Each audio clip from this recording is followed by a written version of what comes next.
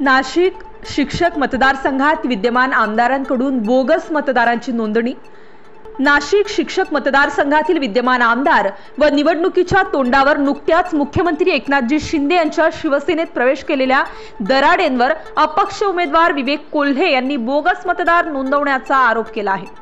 अपक्ष उमेदवार विवेक कोल्हे यांनी काल पत्रकारांच्या परिसंवादात विद्यमान आमदार किशोर दराडे यांच्या बाबत गंभीर खुलासे करत अवघे 19 वर्ष वय असलेले शिक्षक, त्यांच्याकडेच कामावर असलेल्या ड्रायव्हर, कापड दुकानातील काम करणारे कर्मचारी इत्यादींची बोगस शिक्षक म्हणून नोंद केल्याचे आरोप केले आहेत। तसेच या शिक्षक मतदारसंघाने स्कॉलरशिप घोटाळा केला असून या घोटाळ्याचे पैसे लुटल्याचा देखील आरोप यावेळी केला आहे। 7000 मतदारांचा शोध घेतल्यानंतर या धक्कादायक बाबी उघड झाल्याचे त्यांनी म्हटले। विवेक कोल्हे यांच्या संबंधित संस्थांवर धाडे टाकण्यात आल्याच्या स्पष्टीकरणात दाखल विवेक कोल्हे यांनी अशाच प्रकारच्या धाडी आणि केसेस उत्तर महाराष्ट्रातील नामवंत असलेल्या हिरे कुटुंबावरती देखील पडल्या होत्या। माजी मंत्री असलेल्या वयोवृद्ध पुष्पाताई हिरे यांना देखील कोर्टाची पायरी चढायला लावल्यामुळे विद्यमान आमदार व त्यांच्या नेत्यांवर जनता नाराज असल्याचे यावेळी कोल्हे म्हणाले। 5 जिल्ह्यात प्रचार करत असताना शिक्षकांच्या समस्या जाणून घेत असल्यामुळे तसेच प्रचंड प्रतिसाद मिळत असल्यामुळे विजय माझाच होईल असे प्रतिपादन कोल्हे यांनी यावेळी केले। यावेळेस विवेक कोल्हे यांच्यासोबत भाजपाच्या अमृता पवार तसेच प्राची पवार उपस्थित होत्या। निश्चितपणाने उत्स्फूर्त प्रतिसाद मला या निवडणुकीमध्ये मतदारांकडून मिळतो आहे। अपक्ष जरी असलो तरी शिक्षक भक्कमपणे माझा पक्ष असल्यासारखं माझ्या मागे उभा आहे।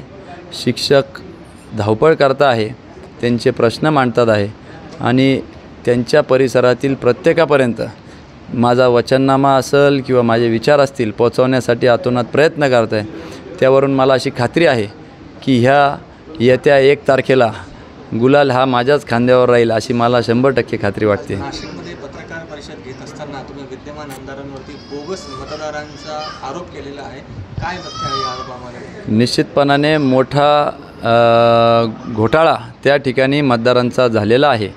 बोगस मतदान ज्यांचं शिक्षण क्षेत्राशी काहीही संबंध नाही, जे त्या ठिकाणी अशिक्षित आहे किंवा त्यांचं 3 वर्षाचं शिक्षक म्हणून अनुभव नसलेले असे मतदार या मतदार यादीमध्ये आढळून आले।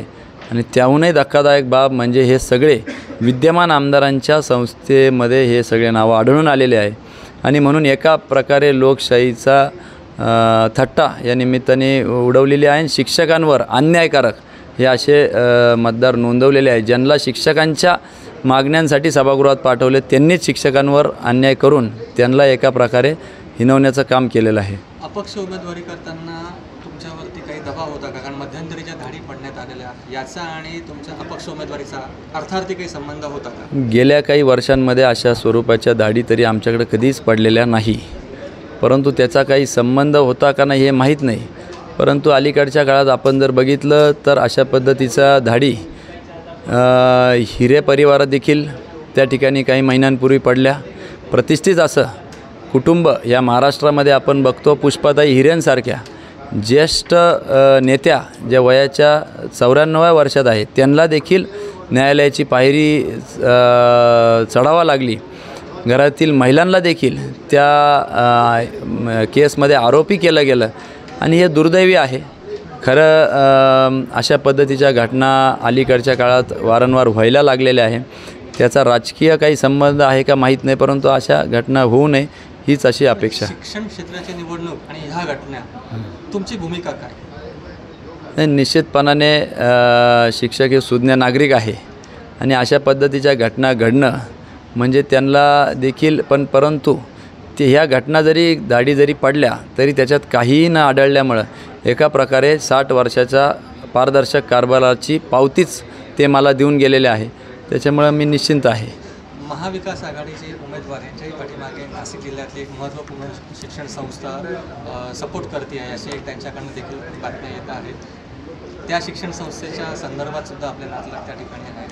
नाही, अशी कुठलीही शिक्षण संस्था असं कोणाच्या मागं उभं नसती आणि राहिलीच तरी शिक्षक हे सुज्ञ मतदार आहे। त्यांना ज्ञात आहे की शिक्षण संस्थेच्या वाढीसाठी कोणी त्या ठिकाणी मेहनत घेतलेली आहे। तुम्ही विशिष्ट उमेदवाराच्या शिक्षण संस्थेबाबत बोलत असाल तर 2 कोटीवरून 800 कोटीवर नेण्यासाठी ज्या कुटुंबांनी योगदान दिलेलं आहे त्याचा विचार निश्चितच शिक्षकांना पडणार नाही आणि ते सत्सद विवेक बुद्धीने त्या ठिकाणी विवेक कोल्हेंलाच मतदान करतील याची मला खात्री आहे. विवेकजी, शेवटचा एक प्रश्न, 1 तारखेला निकाल काय अपेक्षित आहे तुम्हाला? काय वाटतं, काय असेल एकंदरीत तुमचा प्रश्न? निश्चितपणाने 1 तारखेला मलाच नव्हे तर सर्व शिक्षक मतदारांना तोच निकाल अपेक्षित आहे की त्यांच्या मनातील हक्काचा माणूस, हक्काचा मित्र त्या ठिकाणी विवेक कोल्हे निवडून जावात. आणि तीच भावना माझी देखील आहे की मला खात्री आहे, भावना नव्हे तर खात्री आहे की मीच त्या ठिकाणी आमदार म्हणून विधान परिषद निवडून जाईल. इकडे महाविकास आघाडी आहे, महायुती आहे, सगळं आव्हान आहे आपल्यासमोर. आपली ताकद काय आहे, का म्हणून आपल्याला शिक्षक मतदान करतील? निश्चितपणाने माझ्या कुटुंबाचा इतिहास हीच माझी खरं तर ताकद आहे. इश्यू बेस्ड पॉलिटिक्स किंवा विषयानुरूप राजकारण करत आलेला वेळ प्रसंगी सरकारविरुद्ध त्या ठिकाणी रस्त्यावर उतरण्याची, न्यायालयात लढण्याची आणि सभागृहात भांडण्याची ताकद इथून मागं ठेवलेली आहे. आणि तोच विश्वास त्या ठिकाणी शिक्षकांना वाटतो आहे की आपल्याला प्रश्न सोडवणारा असाच व्यक्ती पाहिजे. आमच्या आई जरी त्या ठिकाणी पक्षातून उमेदवारी आमदार केली होती तरी पहिल्याच अधिवेशनामध्ये पायऱ्यांवर बसून सरकारविरुद्ध, स्वपक्षाविरुद्ध त्या ठिकाणी आंदोलन केलं होतं. आणि इतिहासामध्ये असे अनेक दाखले मला या निमित्ताने देता येतील की आपण सरकारविरुद्ध अन्याय झाला तर अन्यायाविरुद्ध आवाज उठवलेला आहे. आणि म्हणून या सगळ्या बाबी लक्षात घेता शिक्षकांना तो त्या ठिकाणी विश्वास निर्माण झालेला आहे की आपले प्रश्न जर सोडवायचे असतील तर निश्चितपणाने ते मी सोडवू शकतो, हे त्यांना विश्वास निर्माण झालेला आहे. आपण मतदार घोळ संदर्भात एक मोठं आरोप केलेला आहे. असे बोगस मतदार किती आहेत आणि कुठे आढळलेले आहेत आपल्याला या 5 जिल्ह्यांमध्ये? निश्चितपणाने धक्कादायक बाब आहे की बोगस मतदान जे मोठ्या प्रमाणात या मतदार यादीमध्ये मतदारांचा शोध घेताना लक्षात आले. त्यामध्ये ड्रायव्हर असेल किंवा शेतात काम करणारा शेतमजूर असेल किंवा कापड दुकानात काम करणारा कर्मचारी असेल, ज्याचा शिक्षणाचा काही संबंध नाही, 3 वर्षाचा शिक्षक म्हणून अनुभव पाहिजे, 19व्या वर्षी तो शिक्षक म्हणून दाखवला गेलेला आहे. आणि ही सगळी बाब गंभीर आहे, लोकशाहीच्या दृष्टीने घातक आहे.